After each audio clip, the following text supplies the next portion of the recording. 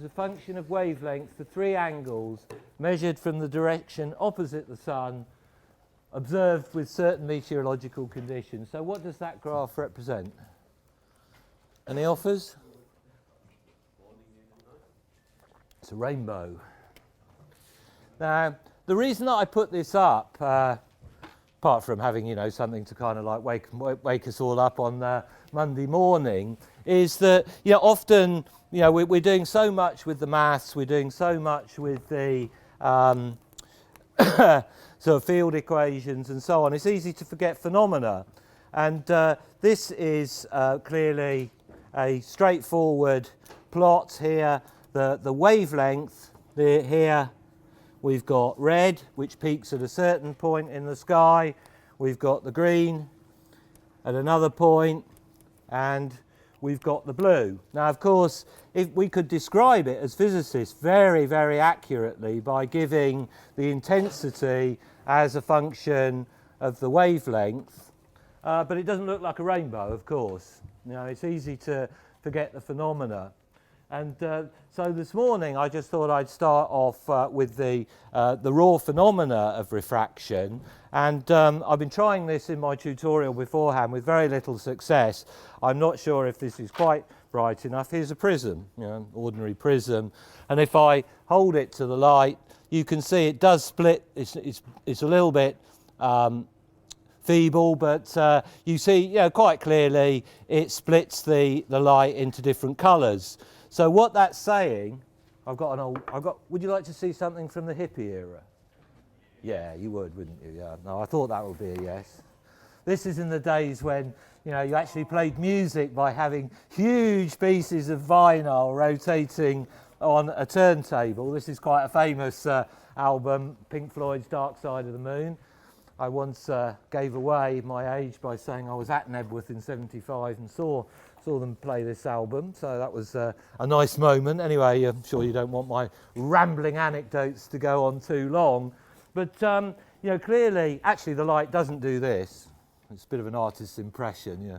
Well, depends. At Nebworth, it sort of did once or twice. Anyway, we'll try. As the lecture's being recorded, we'll pass that one over. Especially if it gets to the Vice-Chancellor. But, so, of course, what this is saying is that the different colours have got a different refractive index. I mean, the colours, I mean, it's essentially saying that the refractive index, which we get used to as representing just by a number, and we say, oh, n for glass, for example, you know, we're talking about prisms, it's about 1.5. Well, of course, it can't be the same for all the different colours because they come out at different angles if I shone white light in. So immediately we're going to have to think about, although we're not going to do much on it, that n will be a frequency of omega when we really look at refractive indices. Something that you're probably much less used to is that n in general is not only frequency dependent, but it has a real part and an imaginary part, and both the real part and the imaginary part are frequency dependent. So I've decided actually this week I'm going to make a significant deviation from the course, because to consider what I'd written down as lecture 21, why are metals shiny, you have to get into the so-called complex refractive index of materials. Now, as we've done so little on materials, electrical and magnetic properties of materials, I thought that would be a bridge too far. I'll come back to it briefly next term. And so, just as a preamble, I'm only going to deal with real refractive indices, and dielectric materials, transparent materials, have got a largely, it's so dominant that we can consider it as a reasonable approximation, just a real refractive index.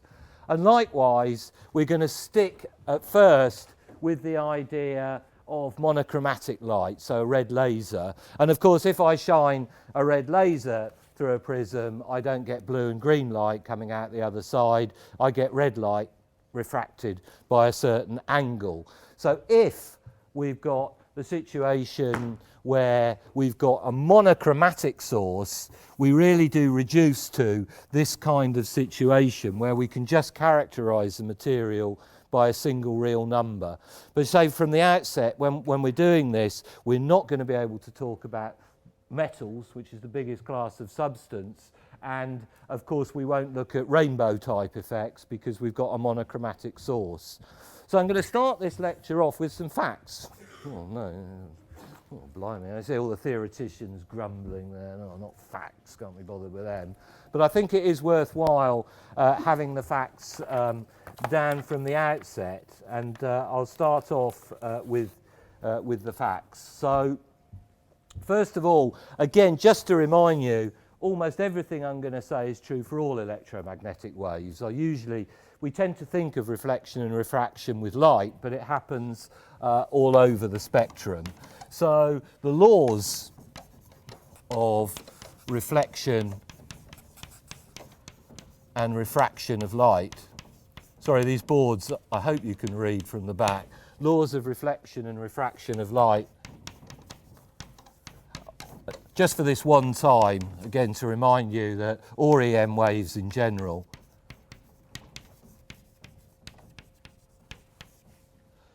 and again, even whether something is transparent or reflecting depends very much on the frequency.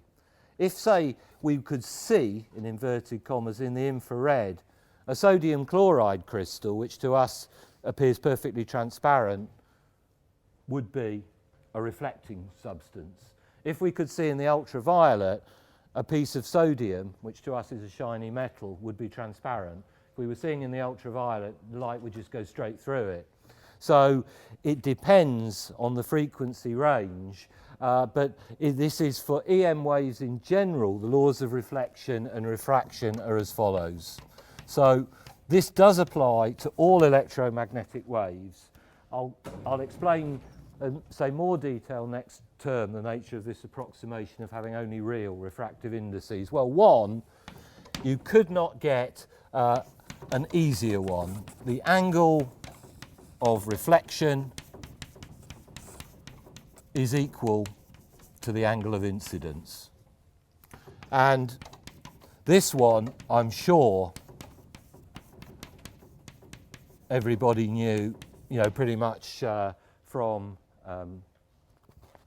early school physics.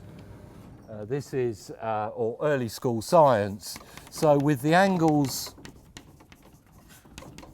as shown in figure 80, theta I is equal to theta R. So in going through all of the definitions today, I'm going to use this figure 80 to describe the system. So we've got an incident wave, which is in medium 1 here, and which has got refractive index N1, and all angles are always measured relative to the normal to the surface. Here's the surface, so we've got some great block of material here. We can easily envisage this as the interface between a piece of glass and air. And the incident wave we have at an angle theta I with respect to the normal to the surface, and the reflected wave at an angle theta R. Now, you'll notice that in the medium, I've written this as a transmitted wave as theta subscript t. Obviously, refraction starts with the same letter as reflection, so it's better to say that this is the wave that's transmitted into the material.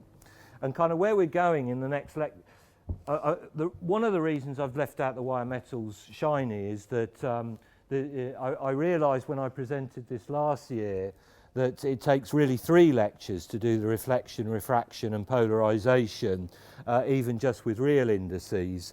And by the middle of next lecture, by looking at the fact that Maxwell's equations must be valid at the interface itself, so in other words, it's the same wave at this point, the reflected wave, the incident wave and the transmitted wave have to be continuous at the boundary, we can actually derive all of the laws that I'm going to put up. But anyway, that's the kind of geometry of the problem, which is very easy to set up. And the second of the laws, again, is one I'm sure you're familiar with. The product n sine theta is the same for the incident and transmitted beams.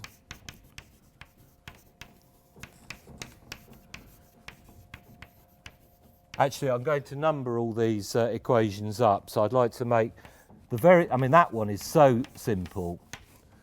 Make that equation 19.1. And so this is also known as Snell's law after its discoverer, I think in the 17th century, a Dutch scientist called Willebrod Snell discovered this law, and mathematically, using that, we've got n1 sine theta I. This is the product of n sine theta in medium 1 is equal to n2 sine theta t, where this is the product in medium 2, and we have the transmitted beam with the refractive index of the second medium. So let's make that 19.2. So those are probably completely familiar, and hopefully I'll get round to deriving them today.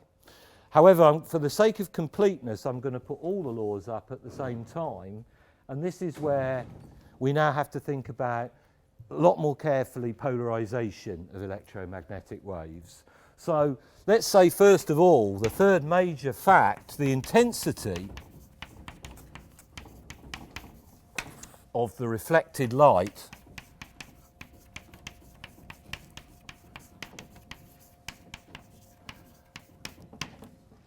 and it turns out it's easier to calculate the intensity of the reflected light. By conservation of energy, if we know the incoming intensity and we can calculate the intensity of the reflected light, we can certainly get the intensity of the transmitted light from the distance. The energy has gone somewhere.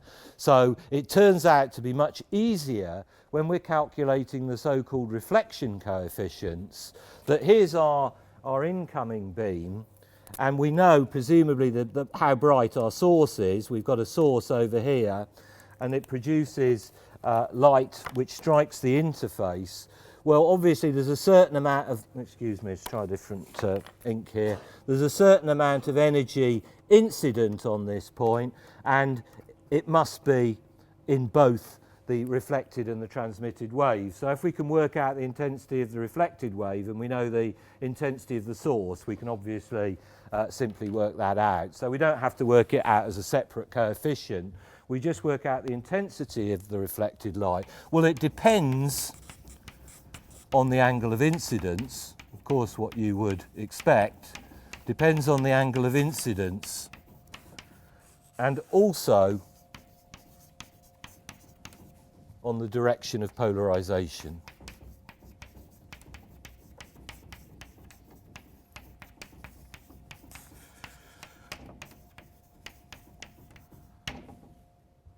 So now we come to the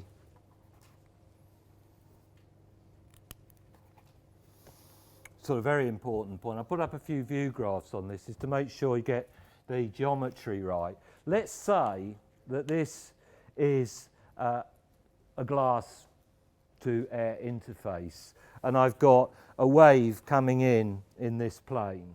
Now, there are two completely different physical circumstances here. Of course, we must have that the electric field vector is perpendicular to the direction of propagation. Yeah? So this green pen here is the direction of propagation. This, of course, with the electric field vector in this sense, with the red pen, completely fulfills the Maxwell equations.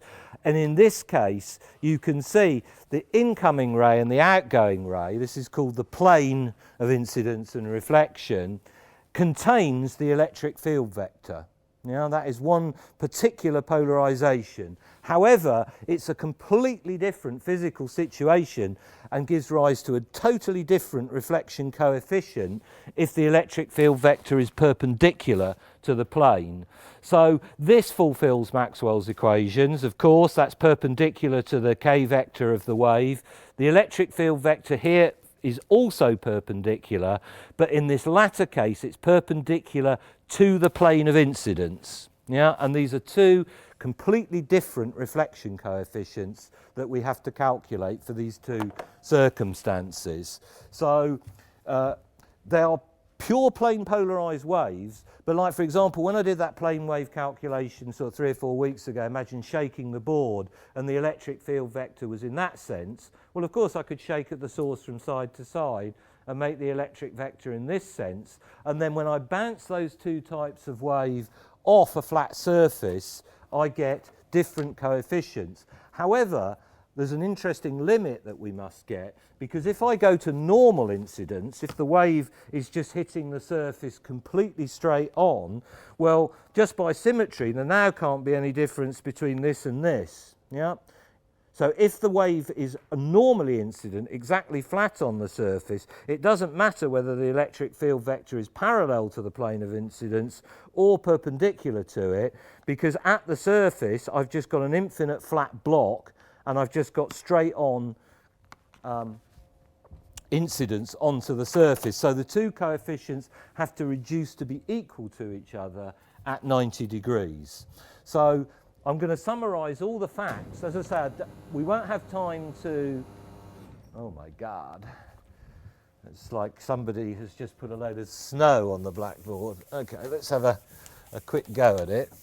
Make it a little bit more user-friendly. So 3, for E, this is continuing point 3, for E perpendicular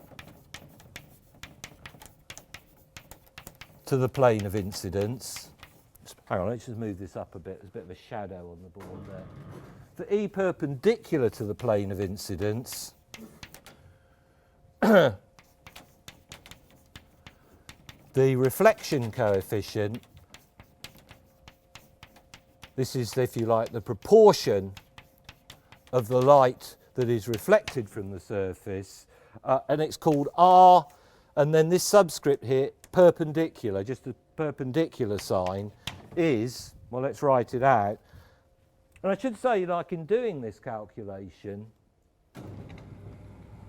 again, I know some of you are more or less interested in the historical aspects, but this was a massive advance, and one of the things that really established the Maxwell equations when they were new is that these coefficients were completely unexplained and they fall absolutely naturally out of the Maxwell equation. So the derivation that we're going through, and it's a long derivation, should warn you, like by this time on middle of the lecture on Wednesday we'll be through about 30 equations before we have got to the answer. But for E perpendicular, the reflection coefficient R perpendicular is equal to, well, of course, by definition, it's the reflected intensity, I subscript R, over the incident intensity, I subscript small I, and it is sine squared of theta I minus theta T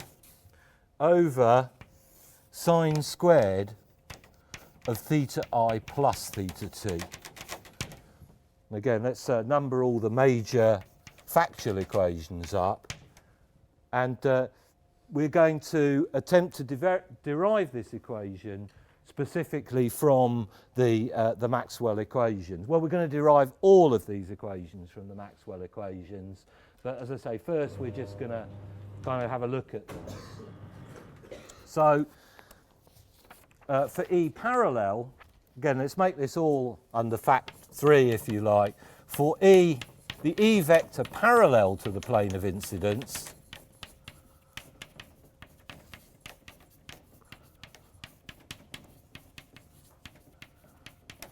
we have R parallel.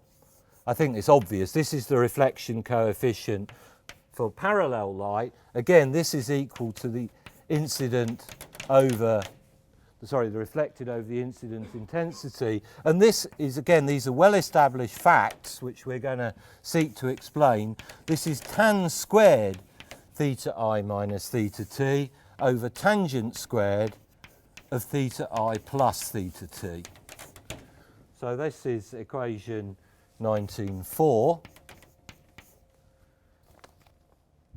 And so I'm going to get down all of the facts in the first sort of half lecture, and then we'll be working on these facts for the rest of the week and trying to understand them, and also look at some of their implications as well. So those are the reflection coefficients for normal incidence, and for normal incidence these coefficients must become the same. It removes the, again, it's important to understand that it removes the asymmetry. When you've got an angle coming in, again, you know, this idea that this wave being reflected like this from the surface, that is asymmetric with this situation of the wave going in and out with its E vector like this. But when they're both coming absolutely straight on, because this is an infinite plane, it can't possibly matter how I twist this, because it's just a wave bouncing back from an infinite plane.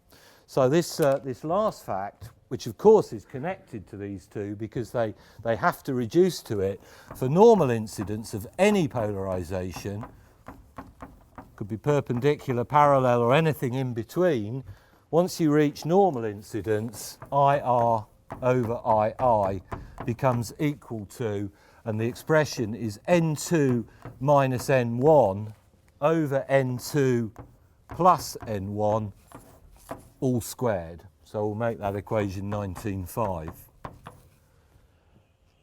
And again, a very obvious feature of equation 19.5 is, of course, if N1 is equal to N2, there's no reflection. At an air-air interface, the wave just keeps going straight on. At a glass-glass interface, the wave keeps going straight on. At a water-water interface, it keeps going straight on. You don't get reflection as you go from a medium into an identical medium, and clearly there has to be a difference in refractive index on the two sides of the interface in order to get any light reflected at all. So that clearly immediately makes intuitive sense. So those are all the facts. And so just go through one or 2 points before we get into the calculation. So these aren't all figures from the course handout by any means, but they're to illustrate the different ideas. So remember that we've got, and I'm going to use this sort of ideology, that the interface, the slab, if you like, is in the YZ plane. Yeah? And the transmission direction is in the X direction, like we've had before. And the K vector of the incoming wave, we've got the K vector of the outgoing reflected wave, and the K vector of the, again, these are just copied from something which didn't write them as vectors, the transmitted wave, and the three angles defined as I've defined them. So we're just, in figure 80, we're just looking, if you like, straight down the slab so that we've divided it up. But, and that's the way I'll look mostly. Now, this is to mention these two possibilities. Some books use H for magnetic field vectors. We've used B in this course and we'll continue to do so.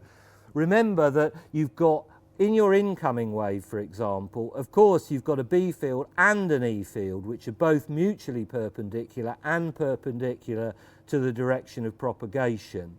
Now, I'm going in these lectures again to totally ignore magnetic materials, so the B field is going to go into the background. So when I say that the light is polarized parallel, I mean specifically the electric field vector is in the plane of incidence. And that's what's drawn here, is the electric field vector is in the plane of incidence. It's perpendicular to the direction, but it's in this plane here.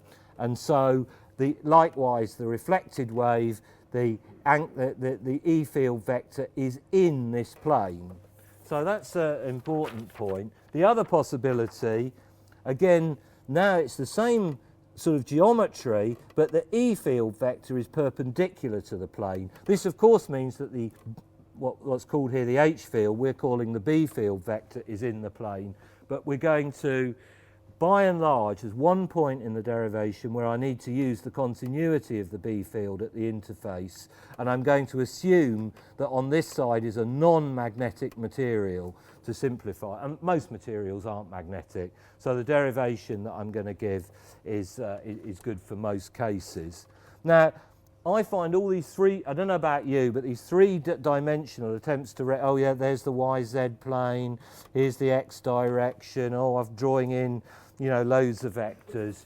The diagrams I'm going to use are very, very simplified ones, the ones in the course handout, but to remind you of what they represent. So perpendicular polarization is represented in figure 84, and that means that the E is written in this usual symbol to show that it's perpendicular to the plane. Yeah, so the E field is oscillating in and out of the plane of the view graph in all three waves. Of course, it's then obviously necessarily is going to be perpendicular to the K vector, which is always lying in the plane. And if the E field is always perpendicular to the plane, it's clearly perpendicular for those three cases. Likewise, rather than attempt some fancy 3D, you know, we've just got the slab here in the YZ plane. And now the E field vector is, yes, perpendicular to the K vector here, but is oscillating in the plane. So figure 85 is the way we're going to represent parallel incidence, and parallel means specifically the E field. Obviously in this particular case it's the B field that's perpendicular to the plane, but by and large we're going to ignore the B field. So there's our challenge. We've got this set of laws, angle of incidence, angle of refraction, Snell's law, these two reflection coefficients, and proving that the two reflection coefficients simply coalesce for normal incidence. It's a long calculation, but it's there's a lot to learn about K vectors on the way, so I think it will be very useful. So let's start. First of all, I can actually find my notes in this lot. This is quite a long calculation, so I certainly want to keep the equation numbers the same as in my notes. Anyone seen a set of lecture notes anywhere? Go on, somebody's seen them. I'll tell you what, you can admire my album cover while I have a look. I'll just put that up for you. Imagine you're at Nebworth in 75, in a field, it's a sunny day, all you've got to do is inhale, and the colours are all there for you. I think I must have inhaled something before I moved my lecture notes. They're down here somewhere, don't worry.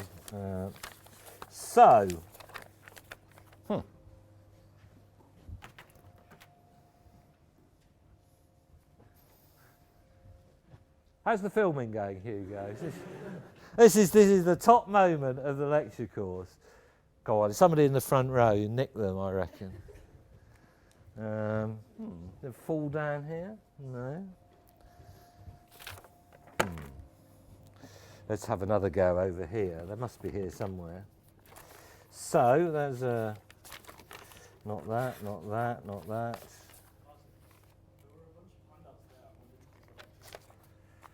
Oh gosh, now that would be a sneaky trick, wouldn't it? The maths lecturer has actually kind of ripped off my notes. Very strange. Well, I certainly need them for this calculation. So,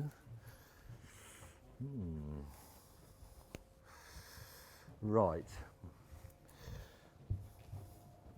Should sing a little song or something. I'll tell you what, I'll put up something to look at. I'll come to this point in a minute, and while I hunt, I'll sort of talk my way through it. one of the things that I hope that you're aware that a refractive index is equal to the speed of light in medium 1 over the speed of light in medium 2. And you can, in fact, Feynman does a very nice derivation of Snell's law from the principle of least time. And sometimes people get very surprised when they find a speed of light which is greater than the speed of light in a vacuum. And that is because I found some notes. Hooray. Anyway, I'll go through with this now I've started because I've come to this anyway. Again, you've not really done this in waves, so I'm not going to make too much of it.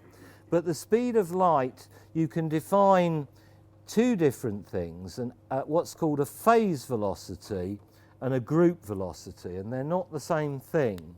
So I'll come back to that when I found my notes. I don't know what happened to them. Anyway, well, we've only wasted 5 minutes. Let's go on. So, any field component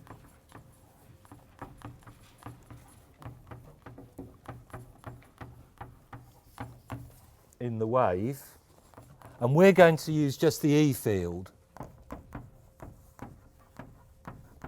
can be written in the form, I'll say I really, normally I'd just go on and do the stuff, but there's so many equations in this and they refer to each other. E is equal to E naught, some amplitude, E to the I omega t minus K dot R. So let's make that 19.6, where E represents the amplitude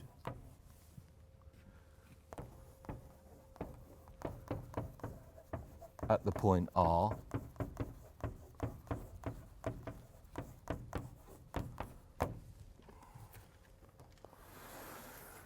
at the time t, of course, at a particular time. Okay, and the vector, you see here, we've got to go over, and I know it's funny actually, some people seem to have a lot of trouble with K-space, reciprocal space. And I know it's a very important concept in solid state physics, and I hope you can bring what you've learned in solid state physics to what we do now. But it's a very, very important concept, particularly if you do advanced solid state physics, those of you doing electrons in solids next year. So although this is not particularly electromagnetic, just to emphasize, the vector K points in the direction the wave is travelling.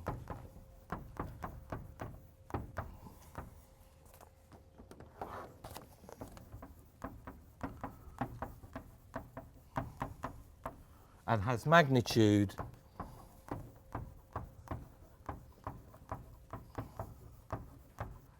K is 2 pi over lambda. We won't bother numbering that because we've been using this a lot in diffraction.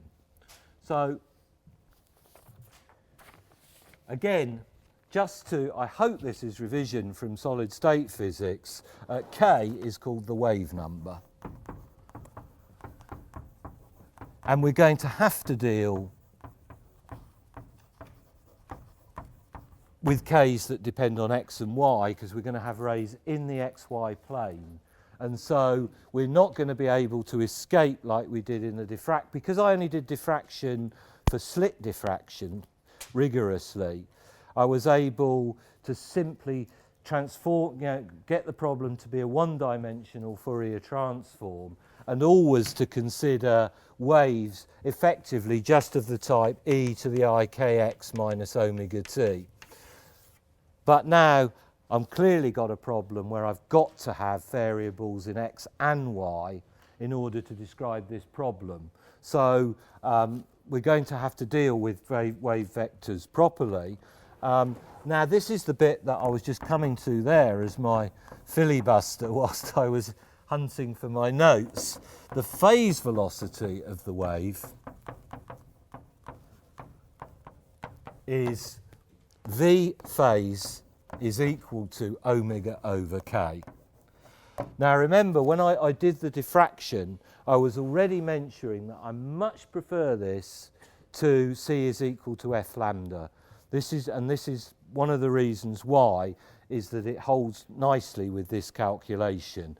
And again, you know, like this is clearly 2 pi f, if you like, over, and then my k is 2 pi over lambda. So this is equal to F lambda. But yeah, that's the way we normally start off in elementary style, multiply the frequency by the wavelength, and it's nice and intuitive, per second, meters per second. But this is the way throughout that I'm going to write the phase velocity of a wave is equal to omega over k, because that's immediately related to e to the I k dot r minus omega t. You know, that's precisely a better way of representing it. Now, for a light wave in a material of index omega,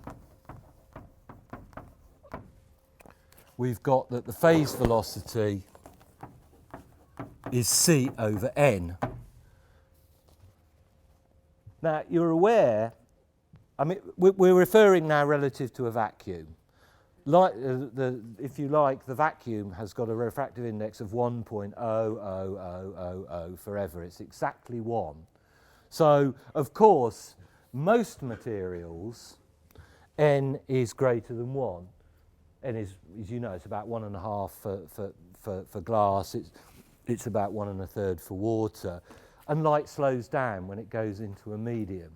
However, there are certain materials, one of which is, you know, like research groups in this department looks at, called metamaterials, for which n is less than 1.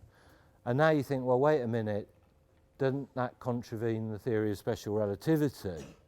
And it doesn't, because the phase velocity doesn't convey any information at all. I'll just come back to that in a second. But obviously, if this is the case, k in general is equal to omega n over c. And we'll make that equation 19.7.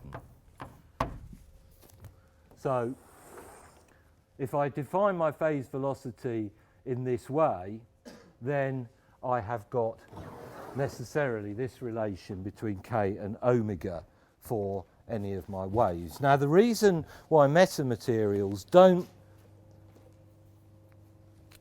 contravene special relativity, this is taken from a slightly more advanced book on waves, and it was like we're saying when I introduced electromagnetic waves, if you like listening to the radio, the carrier wave is at one frequency, but in order to convey information you have to modulate the carrier wave. I mean, a carrier wave doesn't contain any information at all, does it? If something's just going and it's just going at however many hertz, there's no information in it. To convey information, you've got to either make the wave stop-start, you could then make it a kind of Morse code, but you've certainly got to modulate it in some way. And if you have a modulated wave, the group velocity and the phase velocity are not the same. So here, what this is showing is a wave packet, yeah? This is a wave packet. Yeah, this thing here is a wave packet. This is a modulated wave. And what is being is being marked here is that the modulation is never, this is the modulation, this is the so-called group velocity. This is how this whole wave packet, the thing that's conveying information, is moving in space. Now, if you were to take one individual wave crest, that looks very different.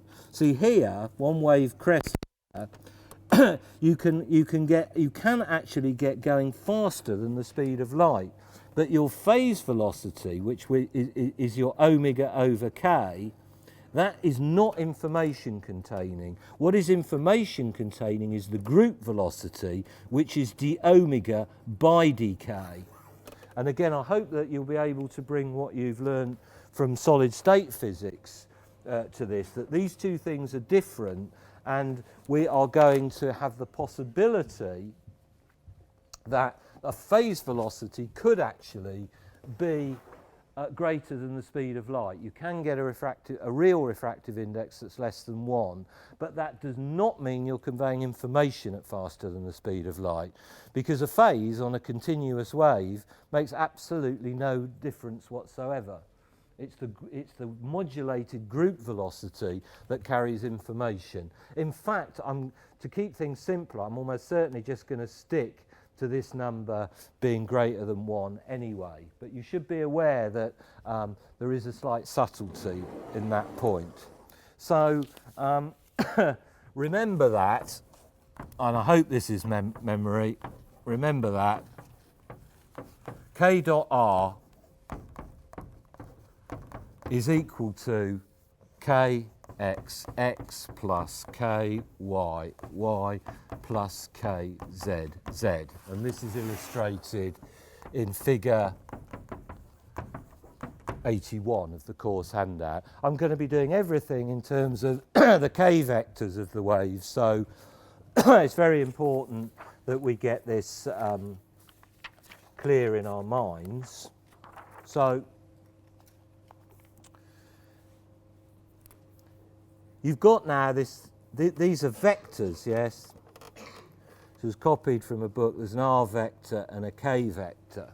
Now, because at least we've got one simplification, we can't make it quite as easy as we did with diffraction by just considering something like this. You know, we just had a plane wave, it arrived at a slit and it came out the other side. It was just propagating in the x direction. And obviously we've got to consider matching up waves heading in different directions. But this is the x direction, yeah. This is the y direction. The z direction is just out of the plane. So fortunately, at least, and this simplifies it, we can write our e to the I omega t minus k dot r as e to the I omega t minus kxx minus kyy. We at least can leave out the z component because all of the k vectors are in the xy plane. Yeah? So that's remember the electric field vector is going to be, and I'm only going to do this, I'm not going to prove absolutely everything. I'll prove this one, and then I'll say a similar proof gives this one. So I'm going to do the case where the E vector, but remember the K is always in the XY plane, yeah, and the E vector in the calculation I'm doing is perpendicular to the plane, but the wave propagation is entirely in the plane. So with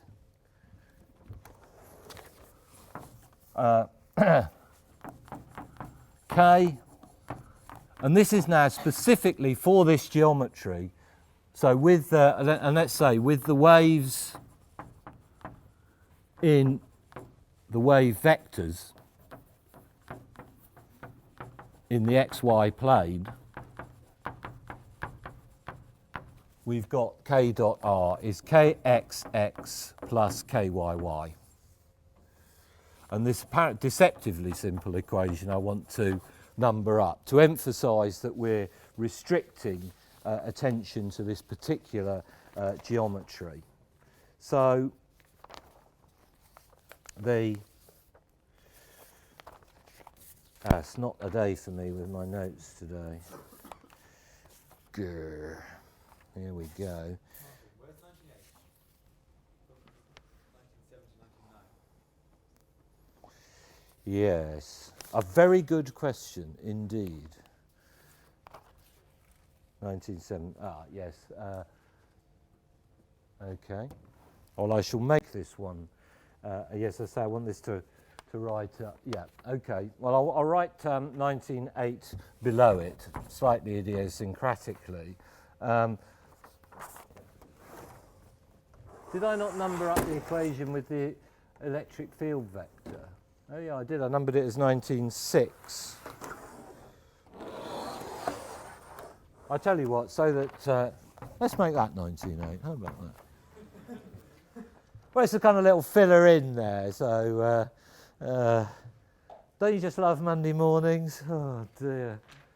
I've got exploding notes, wrong equation numbers, but I'm getting there. I'm doing my best, honest. I'm really doing my best. So,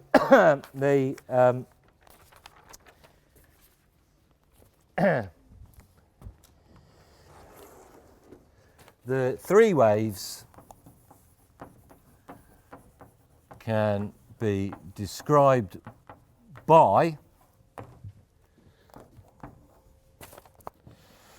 we've got the E incident is equal to E naught prime e to the I omega t minus kxx minus kyy.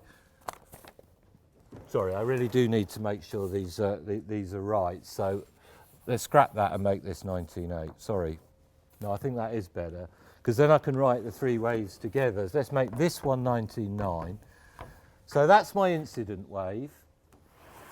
This is my reflected wave, which is E naught prime e to the I omega t minus kx prime x minus kx ky prime y, and that will be 1910. As I say, this is a quite heavy algebraic calculation, and the transmitted wave E naught double prime e to the I omega t minus kx double prime x minus ky double prime y, and this will be 1911. And this is all as illustrated in figure 84. So there's a lot to keep track of in this calculation, and this is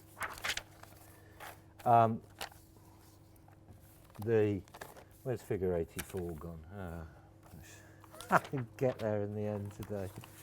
There we go. That's 85, that's parallel polarization.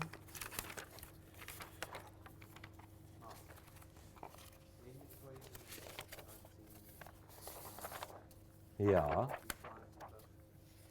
I'm just trying to find the relevant view graph, because I want to, you see, the thing is, what I want to do is I want to write, this is the general equation for a wave. So if it's in the xy plane, my k dot r reduces in this way, and I want to write down the, see, I've changed equation numbers once or twice, the incident wave in terms of unprime symbols, the reflected wave in terms of prime symbols, and the transmitted wave in terms of double prime symbols.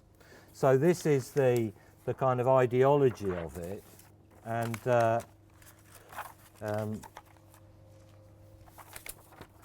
well, at least so in the end, what I want to do is use single primes for the reflected wave, double primes for the transmitted waves, and unprime symbols for the incident wave. So let me just go back to that note and check that I've got that right.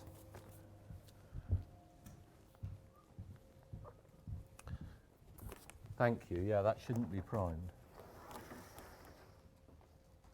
Excuse me. So I've set, you know, like as I say, it's a long calculation, and that's why I'm dropping the, we've got a whole extra lecture, if you like, from dropping the metal shiny. But so we've set it up so that we've restricted to the xy plane, and I'm setting up the primes to represent the reflected wave, double primes for the transmitted waves. And so the crucial thing is that superposition of fields still holds. For region 1, yeah? On the projector, I think you also had a Negus prime. Yeah, I couldn't find figure 84, so I've put 85 up, because at least it... Just before this, when you were looking at the equations, I think your omegas for those three equations also had prime symbols on them, whereas they're not on that. Yeah, well, I'm going to, yes, that was an old view graph that I used. I'm going to assume, and I can come to this point in a minute, that omega is equal to omega prime is equal to omega double prime. Because, I mean, we know experimentally, if I shine red light at an interface, it doesn't come out blue or green. It is transmitted or reflected, but doesn't change frequency.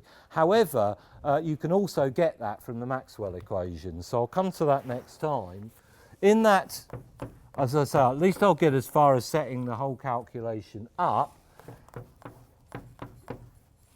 The next lecture will be a continuation of this one, and I say we get up to equation about 1925 or so by the end. In region 1, superposition of the electric fields, well, I've only got the incident and the reflected waves in region 1.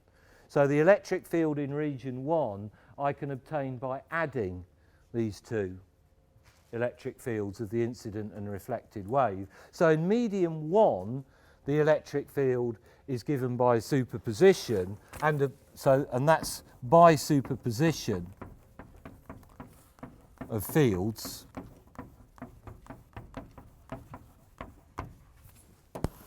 and E2, the electric field in region 2, is just the transmitted wave.